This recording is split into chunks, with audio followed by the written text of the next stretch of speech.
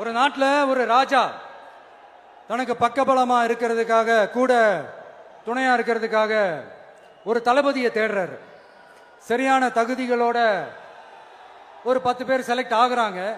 ஆனா அதுல ஒருத்தர் மட்டும் தான் செலக்ட் பண்ணணும். அதனால அந்த ராஜா என்ன பண்றாருன்னா ஒரு டெஸ்ட் வைக்கிறாரு. அந்த 10 பேர் கையிலையும் விதை நெல்லை கொடுத்து இதை நல்லா வளர்த்து கொண்டு வாங்க, ஒரு 3 மாசம் கழிச்சு வாங்கன்னு சொல்லி அனுப்பி வச்சிடுறாரு. 3 மாசம் கழிச்சு வரும்போது அதுல ஒருத்தர் ஆளு உயரத்துக்கு வளர்த்திருந்தாரு, ஒருத்தர் தோல் உயரத்துக்கு வளர்த்திருந்தாரு. அதுல ஒரு 9 பேரும் நல்லா வளர்த்து கொண்டு வந்திருந்தாங்க. ஒருத்தர் மட்டும் வெறும் தொட்டியோடவே வந்தாரு.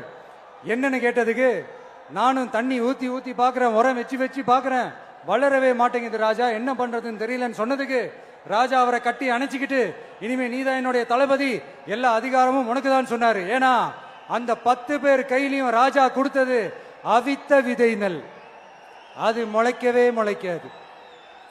அந்த 9 திருட்டு பயலும் என்ன பண்ணிருக்காங்கன்னா வேற விதை நெல்ல வாங்கி அதை வளர்த்துட்டு ராஜாவையும் மக்களையும் ஏமாத்திருக்கிறாங்க. ஆனா இவர் மட்டும் உண்மையை போட்டு உடைச்சிட்டார். அதனால ஒரு நாட்டுக்கு திறமை எந்த அளவுக்கு முக்கியமோ அந்த அளவுக்கு உண்மையும் நேர்மையும் முக்கியம். இப்போ நீங்க எல்லாரும் தான் அந்த ராஜா. நீங்க தேர்ந்தெடுக்க போற அந்த தளபதி